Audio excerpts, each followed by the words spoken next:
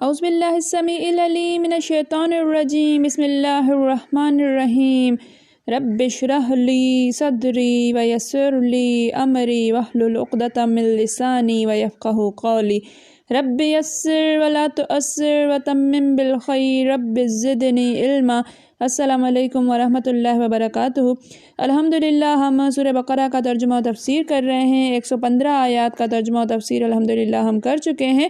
آج کا سبق آیت نمبر 116 سے دیکھیے۔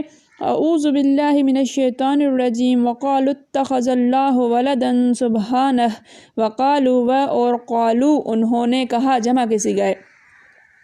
اتخذ بنا لیا اللہ نے بنا لیا ولدن بیٹا، اور انہوں نے کہا کہ اللہ نے بیٹا بنا لیا۔ سبحانہ سبحان، پاک ہے وہ پاک ہے، بلکہ لہو کے لیے اسی کے لیے، ما جو فی السماوات فی میں سماوات، سما کی جمع ہے آسمانوں، والارض اور زمین، جو کچھ آسمانوں اور زمین میں ہے، کل لہو قانتون، کل سب کا سب، لہو اسی کے لیے، قانتون زیر فرمان ہے، فرما بردار ہے۔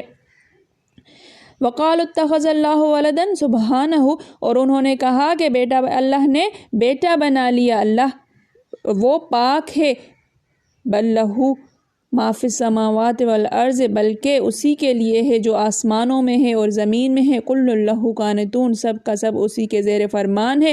اور یہ لوگ اس بات کے قائل ہیں کہ اللہ اولاد رکھتا ہے، نہیں، وہ پاک ہے، بلکہ جو کچھ آسمانوں اور زمین میں ہے سب اسی کا ہے اور سب اس کے فرما بردار ہیں۔ بدیع السماوات والارض، بدیع پیدا کرنے والا، بدیع کہتے ہیں پیدا کرنے والے کو، بدیع کا معنی پیدا کرنے والا، السماوات سما کی جمع آسمانوں کا، والارض اور زمین، پیدا کرنے والا ہے آسمانوں اور زمین کا، اور اذا جب، قضا وہ فیصلہ کرتا ہے، امرن کسی کام کا، امر کہتے ہیں کسی کام کو، وہ جب کسی کام کا فیصلہ کرتا ہے، فَإِنَّمَا بس انما تو یہی، بہرحال تو یہی، یقول وہ کہتا ہے، لہو اس کو، کن ہو جا، فیکون پس یکون وہ ہو جاتا ہے۔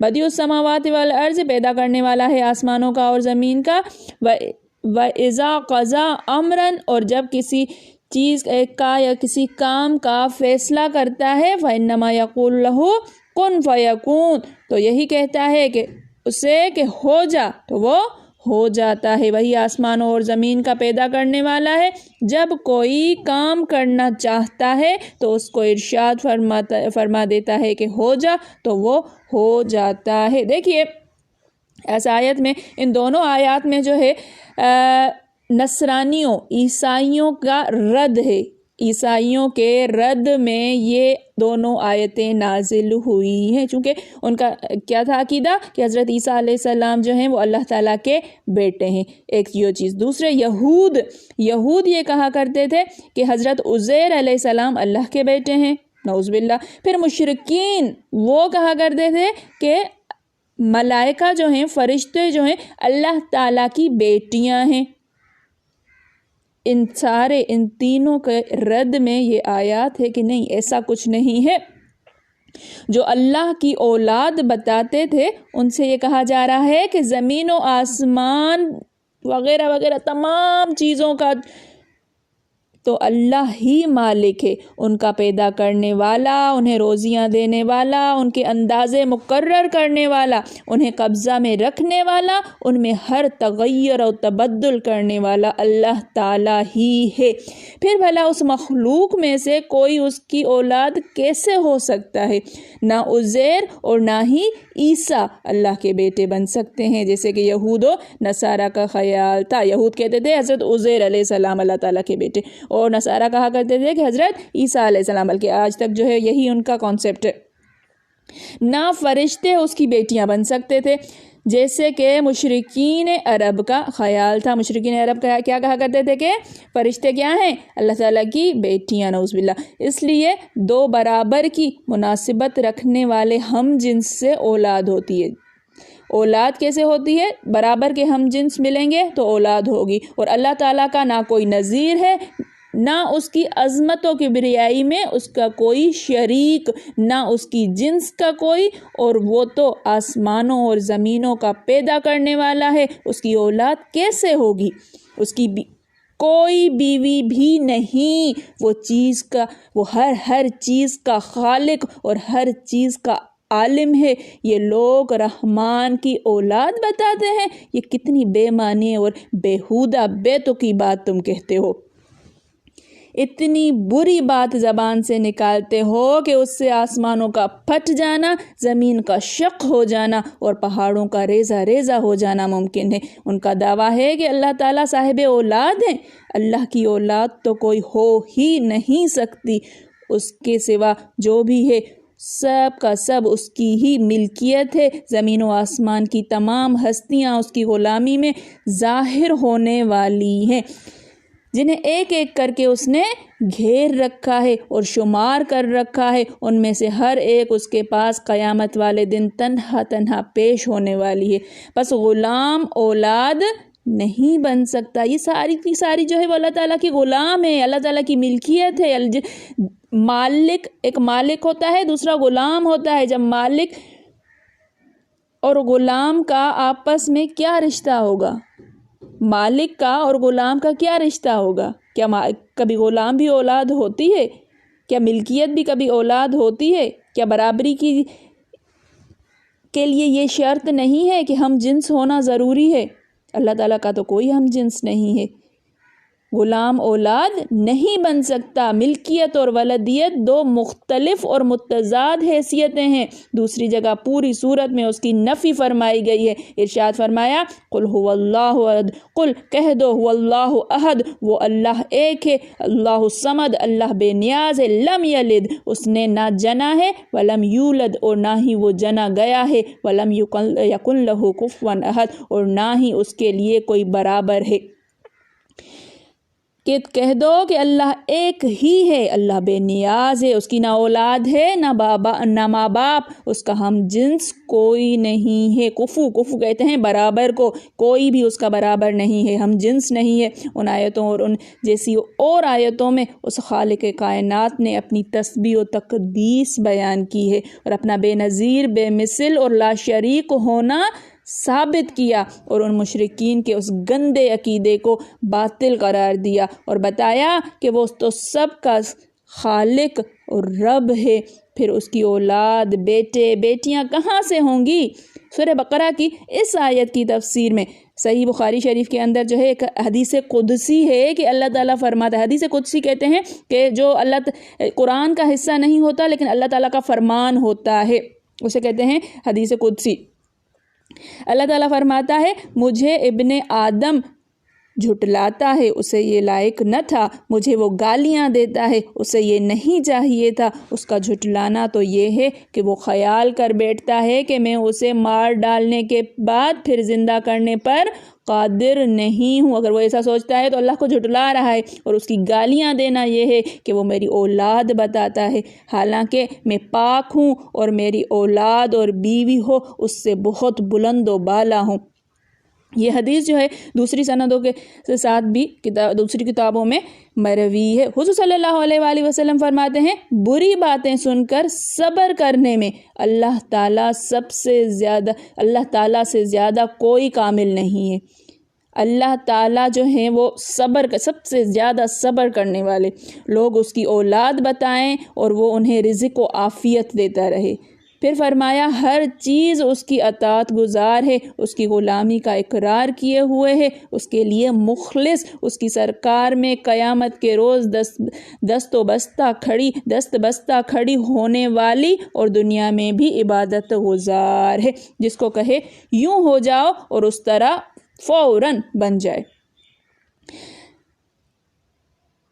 اللہ تعالیٰ یوں حکم کرتا ہے ایسی بن جاؤ، اس طرح کی ہو جاؤ، اور وہ اس طرح کی بن جاتی ہے۔ اس طرح ہر ایک اس کے سامنے پست و مطیع ہے، کفار نہ چاہتے ہوئے بھی اس کے مطیع ہیں۔ ہر موجود کے سائے اللہ کے سامنے جھکتے رہتے ہیں۔ قرآن نے ہر جگہ فرما دیا وَلِلَّهِ يَسْجُدُ، آسمان و زمین کی کل چیزیں خوشی ناخوشی اللہ تعالیٰ کو سجدہ کرتی ہیں، ان کے سائے صبح و شام جھکتے رہتے ہیں۔ ایک حدیث میں مروی ہے کہ جہاں کہیں قرآن میں قنوت کا لفظ آیا ہے وہاں مراد اطاعت ہے، لیکن اس کا مرفوع ہونا صحیح نہیں، ممکن ہے صحابی کا یا اس کا اور کسی کا کلام ہو اس سند سے، اور آیتوں کی تفسیر بھی مرفوعاً مروی ہے۔ یہ قنوت لفظ قنوت جو ہے اس کی تھوڑی سی تفصیل کی گئی ہے کہ اس کو مرفوع پڑھنا جو ہے وہ ٹھیک نہیں ہے، لیکن یاد رکھنا چاہیے کہ یہ جو ہے وہ ضعیف ہے، کوئی شخص اس سے دھوکے میں نہ پڑے۔ یہ جو 2-3 لائنیں ہیں یہ درس نظامی والوں کو کام آنے والی ہیں۔ پھر فرمایا ہے اللہ تعالیٰ نے اگلی آیت میں، دیکھیے کہ وہ آسمان و زمین کو بغیر کسی سابقہ نمونے کے پہلی ہی بار پیدائش میں پیدا کرنے والا ہے۔ بدیع السماوات والارض، بدیع پہلی بار پیدا کرنا۔ لغت میں بدعت کے معنی نو پیدا کرنے والا کرنا، مطلب نیا پیدا ہو، نیا بنانے کے ہیں۔ کیا بدعت، بدی، نیا، پہلی بار پیدا کرنے والا۔ حدیث میں ہے کہ ہر نئی بات کیا ہے؟ بدعت ہے، اور ہر بدعت گمراہی ہے۔ وہ والی بدعت جو شرعی بدعت ہے، یہ تو شرعی بدعت ہے۔ کبھی بدعت کا اطلاق جو ہے وہ صرف لغتاً ہوتا ہے، یہ شرعاً مراد نہیں ہوتا۔ جیسے حضرت عمر نے لوگوں کو نماز تراویح پر جمع کیا اور پھر اسے اسی طرح جاری دیکھ کر فرمایا تھا اچھی بدعت ہے، یعنی اچھی نئی چیز پہ ہوئی ہے، کیونکہ تراویح جو ہے وہ مکمل نبی کریم صلی اللہ علیہ وآلہ وسلم نے پورا مہینہ نہیں پڑھائی تھی۔ یہ حضرت عمر رضی اللہ تعالیٰ عنہ کے دور کے بعد تراویح باقاعدہ باجماعت ہونے لگی۔ نبی کریم صلی اللہ علیہ وآلہ وسلم نے کچھ دن پڑھا کر پھر روک دی تھی کہ کہیں فرض نہ ہو جائے، لیکن واجب ہے، اور جو جان بوجھ کے چھوڑ دیتا ہے گناہگار ہوتا ہے۔ بدی کا منبع سے تصرف کیا گیا ہے، جیسے مولم سے علیم اور مسمع سے سمیع، یعنی متبدع کے انشاء اور نو پیدا کرنے والے کے ہیں۔ متبدع کے معنی جو ہے وہ انشاء اور نو پیدا کرنے والے کے، بغیر مثال، بغیر نمونہ اور بغیر پہلی پیدائش کے پیدا کرنے والے بدعتی کو اس لیے بدعتی کہا جاتا ہے کہ وہ بھی اللہ کے دین میں وہ کام یا وہ طریقہ ایجاد کرتا ہے جو اس سے پہلے شریعت میں نہ ہو۔ شریعت کے اندر قانون جو بن چکے ہیں اس کے بعد کوئی چیز نئی پیدا کرنا اور اس کو دین کا حصہ بنا دینا وہ بدعت کہلاتی ہے۔ اسی طرح کسی نئی بات کے پیدا کرنے والے کو عرب مبتدع کہتے تھے۔ مبتدع نیا پیدا کرنے والا، شروع میں پیدا کرنے والا۔ امام ابن جریر رحمۃ اللہ فرماتے ہیں مطلب یہ ہوا کہ اللہ تعالیٰ اولاد سے پاک ہے، وہ آسمان و زمین کی تمام چیزوں کا مالک ہے، ہر چیز اس کی وحدانیت کی دلیل ہے، ہر چیز اس کی اطاعت گزاری کا اقرار کرتی ہے، سب کا پیدا کرنے والا، بنانے والا، موجود کرنے والا، بغیر اصل اور مثال کے انہیں وجود میں لانے والا ایک وہی رب العالمین ہے۔ اس کی گواہی ہر چیز دیتی ہے، خود مسیح علیہ السلام بھی اس کے گواہ اور بیان کرنے والے ہیں۔ جس رب نے ان تمام چیزوں کو بغیر نمونے کے اور بغیر مادے اور اصل کے پیدا کیا، اس نے حضرت عیسیٰ علیہ السلام کو بھی بے باپ پیدا کر دیا۔ پھر کوئی وجہ نہیں کہ انہیں تم خواہ اللہ کا بیٹا مان لو۔ پھر فرمایا اس اللہ کی قدرت، سلطنت، سطوت اور شوکت ایسی ہے کہ جس چیز کو جس طرح کا بنانا اور پیدا کرنا چاہیے اسے کہہ دیتا ہے کہ اس طرح کی اور ایسی ہو جا، وہ اسی وقت جو ہے ہو جاتی ہے۔ جیسے فرمایا ہے کہ انما امرہ اذا اراد شیئا ان یقول لہ کن فیکون، کہ جب وہ کسی چیز کے کرنے کا ارادہ فرماتا ہے تو اسے کہہ دیتا ہے کن، تو وہ ہو جاتی ہے، اسے کہتا ہے ہو جا تو ہو جاتی ہے۔ اللہ تعالیٰ نے یہاں پہ ارادہ کیا اور فرمایا کن، تو وہ ویسی کی ویسی ہو جائے گی جیسا اللہ تعالیٰ چاہتے ہیں۔ انما قولنا لشیء اذا اردنا ان अरदनाहु अन नक़ूल लहू कुन फ़यकून। फिर क्या है, वमा अमरुना इल्ला वाहिदतुन कलम्हि बिल बसर, के जब अल्लाह ताला जो है वो किसी चीज़ को हुक्म देता है तो क्या कितने टाइम में हो जाती है, लम्हे बसर में। एक वो आँख झपकने की मकदार जो है वो भी बहुत ज़्यादा जो है वो टाइम लग जाती है, आँख झपकने में भी टाइम लगता है, उससे भी ज़्यादा जल्दी हो जाती है। इज़ा मा अरादल्लाहु अमरन फ़इन्नमा यक़ूलु लहू कुन क़ौलतहु फ़यकून। मतलब उसका यह है कि इधर किसी चीज़ का अल्लाह ने इरादा फरमाया, उसने कहा हो जा, वहीं वो हो गया। उसका इरादे से मुराद जुदा नहीं है, मतलब ये नहीं है कि इरादा अलग चीज़ है और अल्लाह ताला ने जो है वो जैसे ही सोचा अल्लाह ताला चाहता है और वो हो जाता है। ईसाइयों को निहायत ही लतीफ़ पैराए में ये भी समझा दिया गया कि हज़रत ईसा अलैहिस्सलाम भी उसी कुन कहने से पैदा हुए हैं, अल्लाह ताला के बेटे नहीं हैं, वो अल्लाह ताला की मखलूक हैं। इन्ना मसला ईसा इंदल्लाह का मसल आदम, हज़रत ईसा अलैहिस्सलाम की मिसाल अल्लाह के पास ऐसी है जैसे आदम अलैहिस्सलाम की। खलक़हु मिन तुराबिन, हज़रत आदम अलैहिस्सलाम को अल्लाह ताला ने मिट्टी से पैदा किया। सुम्मा क़ाल लहू कुन फ़यकून, फिर उसे कहा कि तुम हो जा, फ़यकून, बस वो हो गई। यानी ईसा को की मिसाल अल्लाह ताला के नज़दीक हज़रत आदम जैसी है जिन्हें मिट्टी से पैदा किया गया, फिर फरमाया हो जा और वो हो गए। हज़रत ईसा अलैहिस्सलाम भी ऐसे ही पैदा किए गए। हज़रत ईसा अलैहिस्सलाम हरगिज़ अल्लाह ताला के बेटे नहीं है, ना हज़रत उज़ैर अलैहिस्सलाम और ना ही मलाइका अल्लाह ताला की बेटियां हैं। इसमें इन तीनों बातों का रद्द है। उम्मीद है कि आपको मेरा पढ़ाना समझ में आया होगा। मेरे पढ़ाने में, आपके पढ़ने में, मेरे समझाने में, आपके समझने में कोई गलती, ख़ता, भूल चूक हो गई हो तो मैं तहे दिल से अल्लाह ताला के हुजूर में तौबा करती हूँ और माफ़ी की ख्वाहिशगार हूँ। अल्लाह ताला हम सबको नेकियां करने की तौफीक अता फ़रमाए, इल्म को समझने की तौफीक अता फ़रमाए, इल्म के हर लफ्ज़ नूर बनकर हमारी रगों में सरायत कर जाए और हमें हमारी मग़फ़िरत का ज़रिया बन जाए, हमारे लिए आसानियों की राह पर चलने के लिए हिदायत बन जाए। अल्लाह ताला हम सब का हामी और नासिर हो। रब्बना तक़ब्बल मिन्ना इन्नका अंतस समीउल अलीम। अस्सलामु अलैकुम व रहमतुल्लाहि व बरकातुहू।